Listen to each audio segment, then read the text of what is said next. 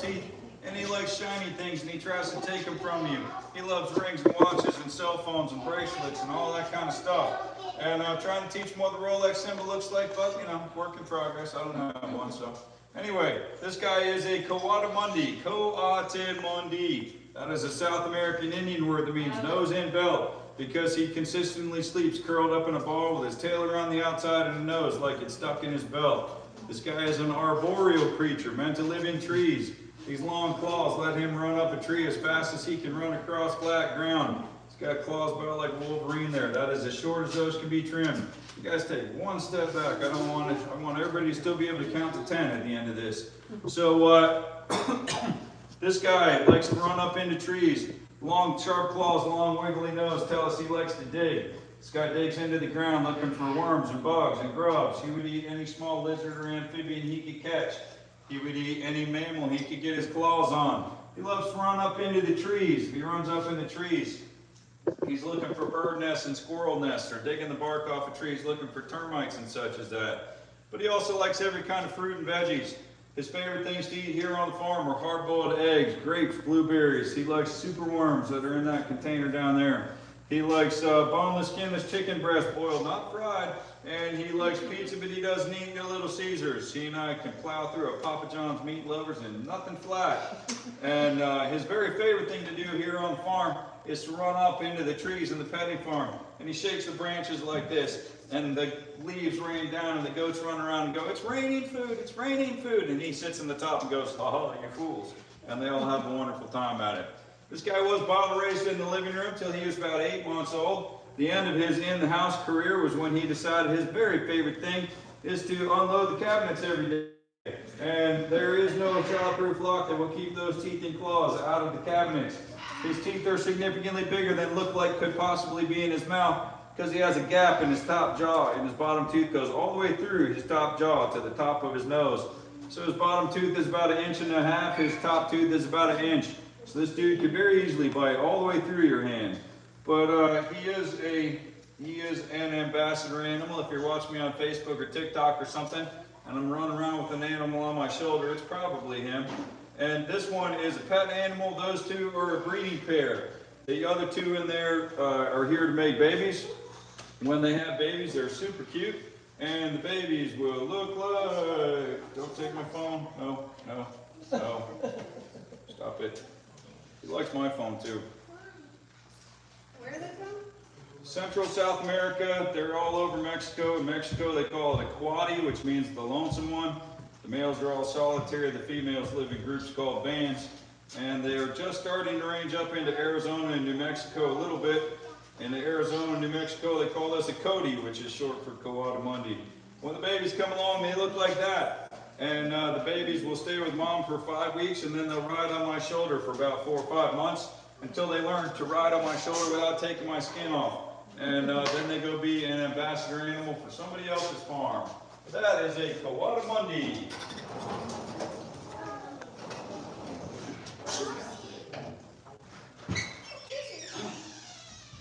Good boy, Cody. Where's the other two? They're in there. Oh, they're probably in their nesting box up top. She's, if you see her later, she's currently gray. Normally she'd be honey brown like him, but gray is when they're pregnant.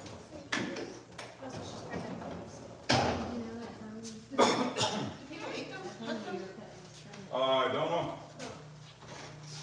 In Central and South America, they're just, pests like raccoons here. Yeah.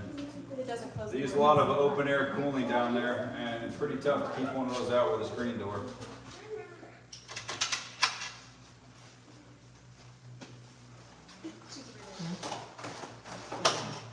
Alright guys, this is Willie the Iguana.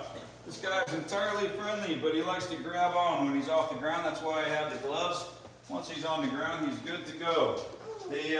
This guy is cool to pet. If you pet him like this, he feels all rough and bumpy. If you pet him here, he feels like sandpaper. If you pet him here, he feels like a purse or a wallet or something like that. This guy's about to shed. He's normally a lot greener on top. His natural camouflage, his size, shape, and color is good for hiding in trees. His brown legs blend in with the branches, and his green back blends in with the leaves. In addition to his camouflage, his size, shape, and color that helps him to hide in nature, he also has a form of mimicry. Mimicry is pretending to be something you're not. So this guy's particular form of mimicry is the round circles on the sides of his face. If an animal is coming toward him that he's afraid of, he will close his eyes and turn his face sideways like this and try to show this to be his eyeball. His hope is that something will say, "Holy Moses, look at the eyes on that thing, it's got to be huge," and maybe run away instead of coming to make a snack out of him. They're all unique in their mimicry? Oh. Different lizards mimic differently. Yeah, they all do that. The iguanas. Oh, do you like this?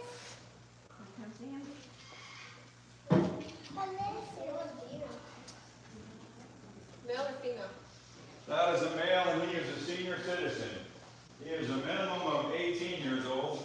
I know where he was 12 years ago, and he was already 5 feet long now. It takes him 6 years to reach 5 feet. So that makes him at a minimum 18.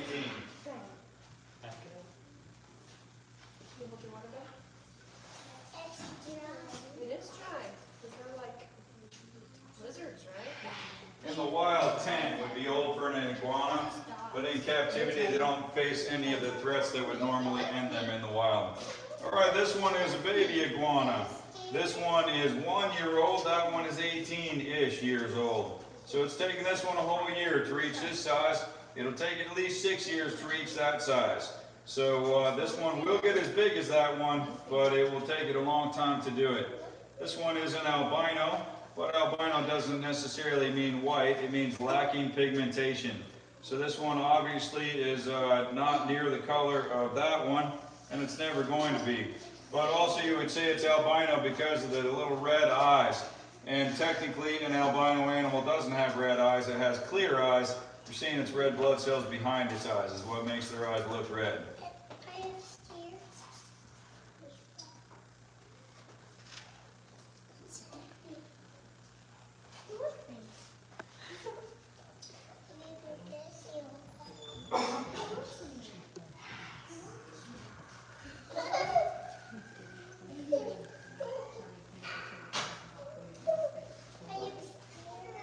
This next one is a bearded dragon. This one is a good size, shape, and color to hide in the desert. So this one hides well in the desert, but this one also has its own form of mimicry. This one's form of mimicry is the needles running down both sides of it. It wants an animal to think, don't want a mouthful of needles, hard pass on lunch right here. But the reason that this is mimicry, not defense, don't pull its tail. The reason this is mimicry, not defense, is the needles are fake. So there's nothing sharp about this. It just wants an animal to think, not wanting a mouthful of needles. Put your hands out if you want to hold it. There you go. Be careful when you pass it around. Don't drop it, all right? This next one is a leopard gecko. This one is a good size, shape, and colored hide. Absolutely nowhere. So this one, its only form of defense is mimicry. Who knows what this is trying to mimic? What's true of many lizards or amphibians that are brightly colored? Poisonous. Poisonous, yeah. So this one doesn't hide at all. It's out there just strutting it out loud and proud. Don't mess with me, because I might be poisonous, exactly. But I'm not about to hand you a poisonous animal, am I? There you go. So the next lizard, or reptile anyway.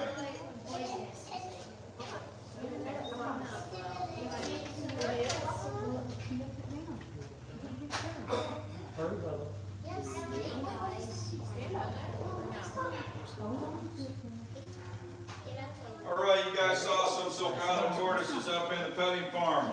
Here are some more Sulcata tortoises. These ones are 1 year old. These ones, the two that you might have seen up in the check-in shop are 2 months old. These ones are 1 year old. The ones in the petting farm are 15 and 20 years old. So it takes them a full year to go from the size that's in the shop up to this. It takes them 5 years to reach the size of a salad plate. After they reach the size of a salad plate, they take off a whole lot quicker. So the ones up in the petting farm are 15 and 20. Tortoises can live to be over 100 years old. I recently read an interesting thing. that says that Charles Darwin brought one and only one Galapagos tortoise back from the Galapagos Islands with him, and that tortoise was pretty well documented for all its life, and at the end of its life it was in Steve Irwin's zoo. So Steve Irwin and Charles Darwin owned the same tortoise. Old dude. Alright, parenting tip. If you were considering a lizard for a pet, tortoises, easiest thing you can buy. They eat nothing but fruit and veggies, and it'll take them 5 years to reach the size of a salad plate. Iguanas, very easy pets. They eat nothing but fruit and veggies. Everything you need for your iguana comes from the produce department at the grocery store. Bearded dragons, very easy pets. They eat mainly fruit and veggies. That one's favorite thing to eat is cilantro. It likes everything you would put into salsa. The bearded dragon eats little protein balls. Don't dig in the sand in there, please. It eats little protein balls, and a can of protein balls from the pet shop will last you a year. Geckos, terrible pet. Don't ever buy a gecko. The geckos eat nothing but live crickets. And unless you live next door to PetSmart, you're going to spend the rest of your life driving back and forth to PetSmart every day looking for the one day this week that they have live crickets. And if you call them and ask, they won't tell you. They say, come on into the shop and find out. And if you live 20 miles away, that is super much of a pain. So I don't recommend you ever buy a gecko. But all of these lizards you could get at a pet shop, any one of these. The tortoises you can get here for a whole lot less than what a pet shop sells them. But the other one I would never recommend buying is a chameleon. Those are destined to fail. They stress out really easily, and then they get a metabolic disorder in their jaw, and then they can't eat, and it's no good.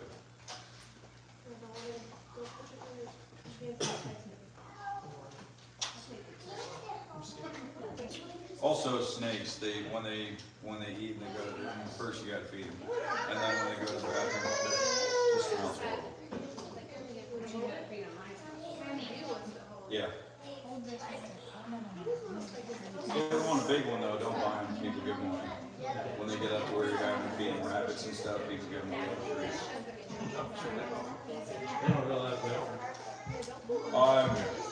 I just talked to a guy who owns a zoo who has a reptile rescue. I'm like, next time you have one that's better than 15 feet, give me a call. For free.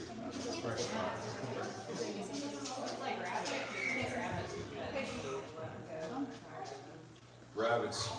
So the theoretical max on how many rabbits can come from a pair of rabbits is like 4 million in 5 years. Because a rabbit breeds in their gestation is like 21 days, and in 26 days old they can get pregnant. And they have litters of 10 and 15 at a time. And one rabbit can have like 9 litters a year. And, the best thing for rabbits is meat. yeah. Amazing that the world is starving when there's rabbits.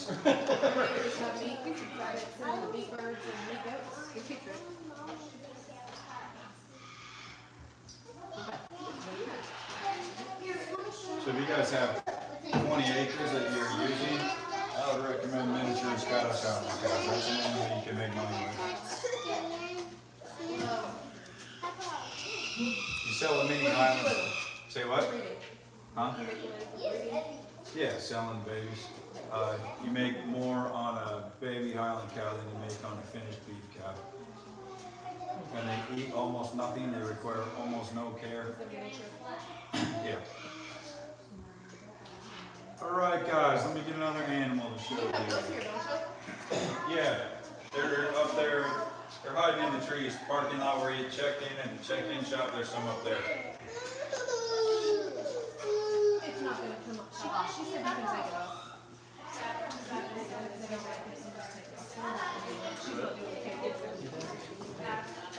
Okay, so Michael, back up.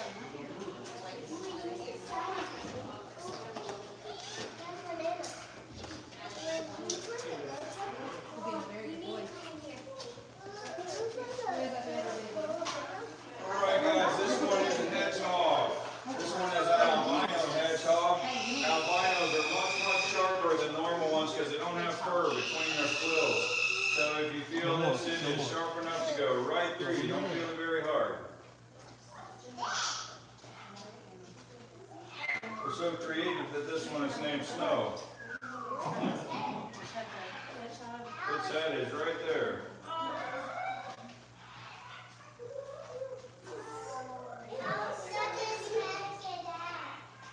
Oh, if I set it down on the ground in a minute, eventually it'll calm down and come out and walk around and see people. And yes, ma'am. It does look like toothpicks, and they feel a lot like toothpicks. So people often ask me if they can chew their quills like a porcupine, and I say, yeah, exactly the same, because porcupines can't either. That is a myth. The reason people think that is if their quills stick in you, when you run away, they go with you instead of staying with a porcupine. But there is no living animal I'm aware of that can chew this quill. It's only Sonic the Hedgehog that does that.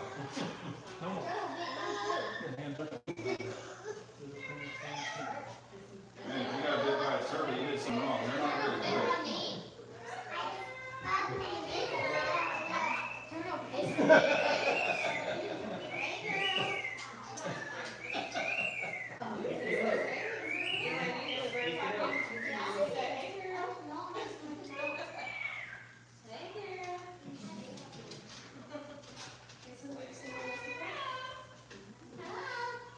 Alright guys, these ones are sugar gliders.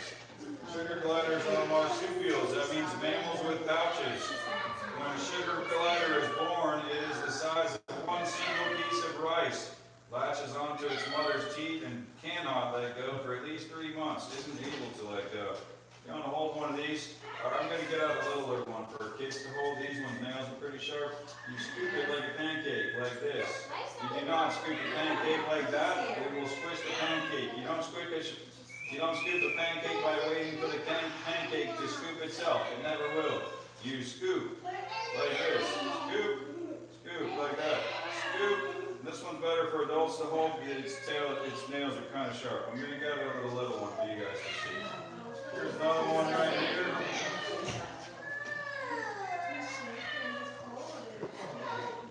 Scoop like a pancake. Yep, scoop. Keep scooping. There you go. Alright guys, let me show you a little baby one.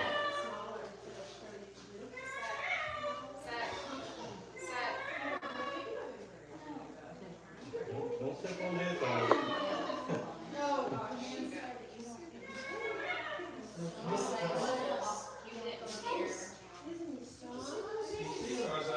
Look at that little key with its tail sticking out right there.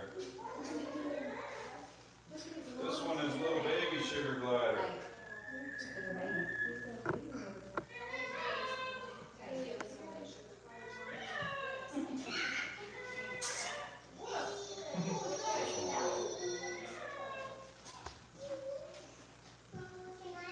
Come grab its body. Just let it walk. Come grab it. Alright, that one is a little baby sugar glider. It's been out of its mother's pouch for about 6 months. The big ones may very well jump person to person. Please don't scream when the sugar glider jumps to you. That is their normal behavior. We might get another one out, sweetheart. You gotta wait for the little one.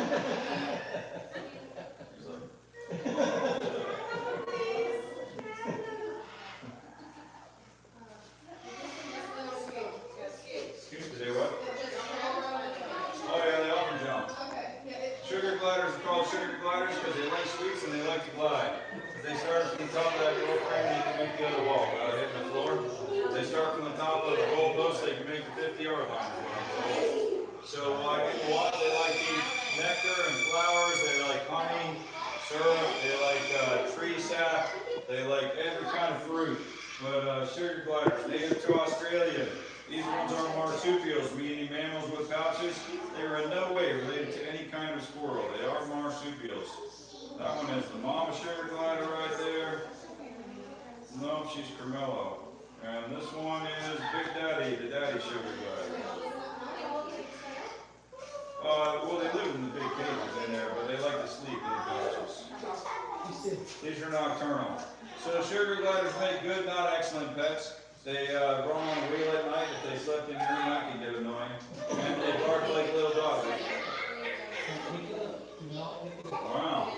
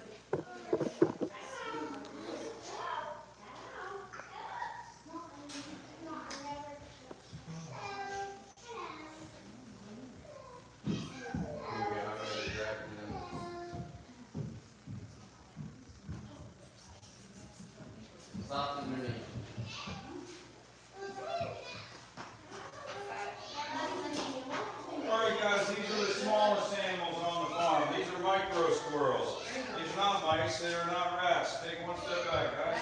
These are not mice, they're not rats. These are micro squirrels. They are properly called African pygmy squirrels or African pygmy dormouse. But it doesn't come from the word mouse, it comes from the French word dormir, meaning to sleep. Because these are nocturnal squirrels. They are awake in the day and asleep at night. Don't grab his body, just let him stand on your hand. If you're holding one of these, they feel like they're vibrating because their heart rate is always over 200 beats per minute, and yet they live for 8 and 9 years. The micro squirrels make excellent pets. Don't grab it, just let it walk, sweetheart. So the micro squirrels make excellent pets. They live in a glass aquarium. You clean that aquarium like 4 times a year, summer, winter, spring, fall once. They do not stink like gerbils and hamsters. They do not smell to high heavens like god-awful guinea pigs. Nobody should ever own a guinea pig. And they breed. And these guys live 8 and 10 years old, and they will bond to an individual person. After it's bonded to an individual person, it will ride in your shirt pocket, or your hoodie, or your little pouch of your hood, or whatever. And they are cool little animals. So the cool thing about squirrels, not just micro squirrels, but squirrels in general, squirrels don't die from falling. When they say that a cat doesn't die from falling, that's a myth. If you throw a cat behind up, it will splat. But a squirrel will not. They just only fall at 20 miles an hour. That's their terminal velocity. They can't fall any faster than that. And that has been tested even from an airplane. Actually, from a parachute. You just have David somewhere? No. I said earlier that somebody could haul that four-wheeler, but I don't know if he did it. Yeah, me and him already did that.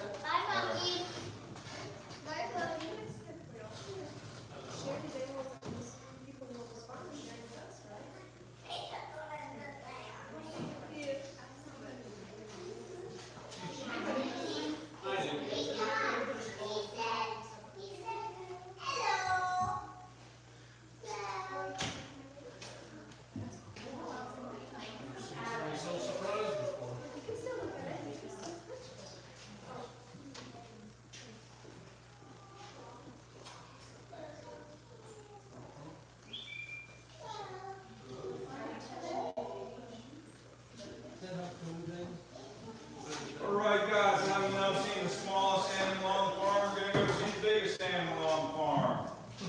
It's right outside that door. Come here. Lucky guess.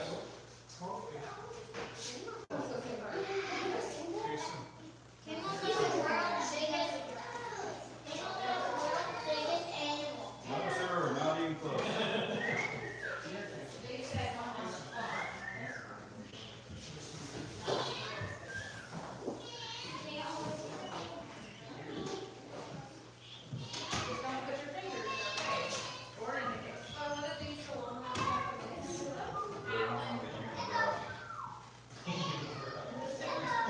Her name is Liza Minnelli.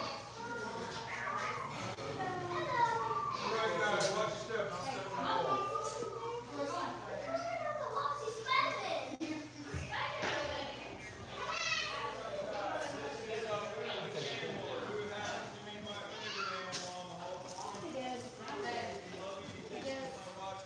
The most interesting thing about a camel is their ability to store and use water in the form of fat. On the hottest day in the desert, a camel can go 10 days to 2 weeks with not one single drop of water. In that period of time, they can lose 30% of their body mass to dehydration. So, if that camel, who weighs 1,750 pounds, lost 30% of his body mass, that is 500 pounds to dehydration. If I lost 30% of my body mass, that is 60 pounds to dehydration. If I lost 60 pounds to dehydration, there's a special word for that condition. That word is, that's the one. And if the camel had lost 500 pounds for dehydration, the word for his condition is, that's the one. And if the camel is thirsty, oh my goodness, he's thirsty. If that camel had lost 500 pounds, if that camel had lost 500 pounds, he could drink that 55-gallon drum of water in 3 minutes. That is chucking down about 17 gallons per minute, or 1 gallon every 4 seconds. That is pretty amazing because there is no tank in the camel for liquid water except for his stomach. And his stomach only holds 7 to 10 gallons of water. So where does 50 go? So the way that it works, as the camel dehydrates, his red blood cells go from oval just whoop, down to flat. That accounts for about 30% of his weight loss, so about 150 pounds decrease in blood volume. At the same time, his fat cells shrink. So the camel is like a human, that he is born with the approximate number of fat cells he will ever have. But camels, like humans, our fat cells can be very different size at different times in our life. We are all normal-sized people, so suppose this was normal size for a human fat cell, and we had a burning desire to star in the show My 600-Pound Life. Our fat cells can go from something like this to something like that, dozens or hundreds of times their original volume. Camel is the opposite. He walks around with his fat cells the size that we would call super morbidly obese, and as he dehydrates, they shrink all the way down to what we would call normal. Difference is that for us to go from this to that is decades of unlimited access to ridiculous amounts of food. For the camel to go from this to that is about 40 seconds on an individual cell basis. 3.5 minutes for the whole body. When he's all the way dehydrated, his top is loose and floppy, hanging off one side or the other. When he drinks 50 gallons of water, he goes whoa, and just swells right back up to normal. But it is not a tank filling with water. It is fat cells reconstituting with fat. So what this taught me about the Bible, in the Old Testament it says that the servant goes looking for a bride for his master's son. And he prays, "Oh Lord, let it be a sign to me that the young woman would offer to water not only me but the camels as well." Before I had camels, I'm like, so what? She watered your animal. Big deal. I mean, we couldn't have thought of a burning bush, or I threw out a sheet of wool, I don't know. But I'm like, she gave your animal a drink? Come on. But now that I have camels, backed up a few verses, see he was walking with 10 loaded with gifts. And this guy could drink 30, that guy could drink 50. Now we're talking about some girl going to dip up 300 to 500 gallons of water with a bucket. That hits a little different. So what that taught me is the fact that I don't understand something in the Bible doesn't mean it was wrong. It just meant I had a lack of knowledge or failure to understand. And maybe at some later point I will understand, and maybe I will not. But the Bible is true and accurate. All right, the other cool thing about this camel is this is the kissing camel. If you want to give this camel a kiss, you walk up to him and you go, mwah, mwah, mwah, mwah, mwah, like this. Go, mwah, mwah, mwah. He'll give you a kiss. Go, mwah, mwah, mwah. There you go. Yep, just walk up to him, make a noise big and loud, and he'll give you a kiss. He also does selfies if you don't want a kiss. Right now he's sniffing his treat bag there. Gotta walk all the way up. He's not allowed to move his feet. Gotta walk all the way up to him. There you go. There you are. Good job. Don't stick your hand in his mouth.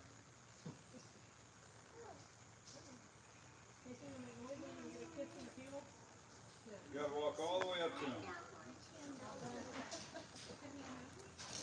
After he's done with the kisses, if he starts getting the snacks now, he won't do the kisses. You also can stand like this and take a selfie with him if you've got long arms or a friend.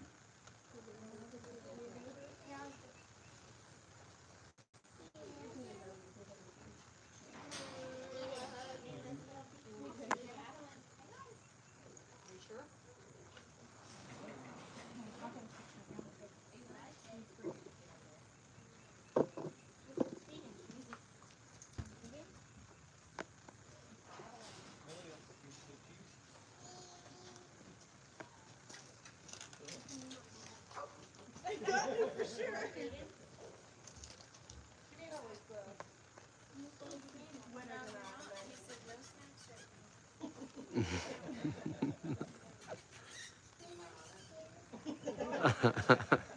gotta stand in front of him for a kiss.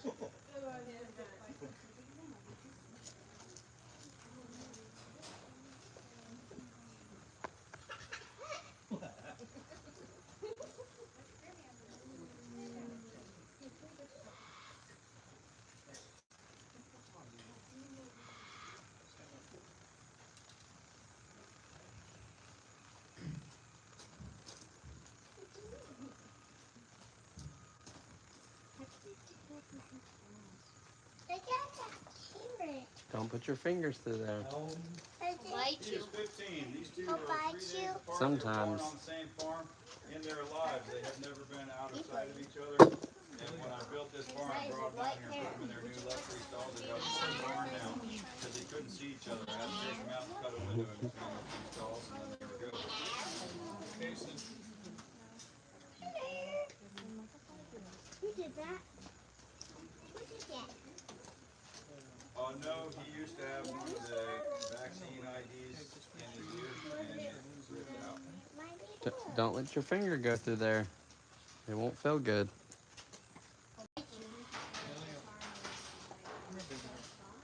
Hey, parrot. Uh, That's a parrot. That's a white parrot and that's a red we parrot. research every breed of animal That's a before blue we bring parrot. new animal in, and all the animals we bring into the farm are supposed to be directed. There can be a red parrot, there can be a white parrot, Because the there difference can be between a me and a zoo blue parrot. is a zoo, there's an animal out there somewhere that you can see if baby won't. And there can be a green You want to parrot. get that whole experience in, and you're going to leave here knowing something about the animal you're going to before. There can be And the goals of this business is to glorify Jesus Christ in everything I say and do. Make a quiet place for people to make memories with their own family and friends, not in crowds, and take exceptional care of them. And as long as I keep the 3 things in the right order, thank you.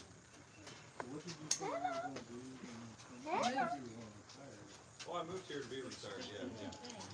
Lord had different plans for my life.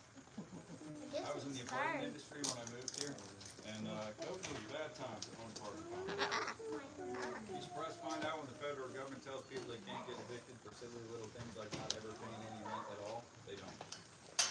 People take it to the extent of running around hanging signs up on your walls that say don't pay your rent, they can't make you within their rights. But first, last, and in the middle, I'm a servant of the Lord and Savior Jesus Christ. And if enough people don't pay your rent, it can make you hateful. And the point that my attitude toward people doesn't match the Lord's attitude toward people is time for me to do some good. So to guard my own heart, I had to start working on it. It was not a cheap decision. I like what I do now. And whatever is the Lord's plan for my life.